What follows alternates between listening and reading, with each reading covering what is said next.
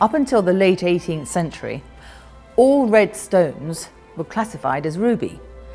But it wasn't until chemistry and physics started to be more sophisticated that they were able to ascertain what the chemical compositions were of different gemstones. They realized that the stones that they had been calling rubies were in fact another stone.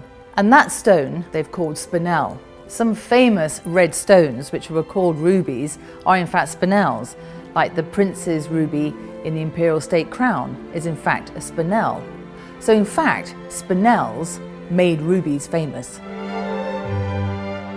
The Hope Spinel, which came up for auction last year at Bonhams, had not been seen on the market for 98 years. It was originally owned by Henry Philip Hope, and he and his brother were two very successful merchant bankers, and they amassed in the late 18th century over 700 gemstones and artworks for their collection. The brothers never married. When they died, the collection became part of a family dispute about who was going to own what. Eventually, the collection was split a bit unevenly, and in fact, it wasn't until 1917 the Hope Spinel actually came up for auction, and it was sold at Christie's for about £1,000 then, which is the equivalent of £80,000 today. And the stone didn't surface again until after 98 years of being in hiding.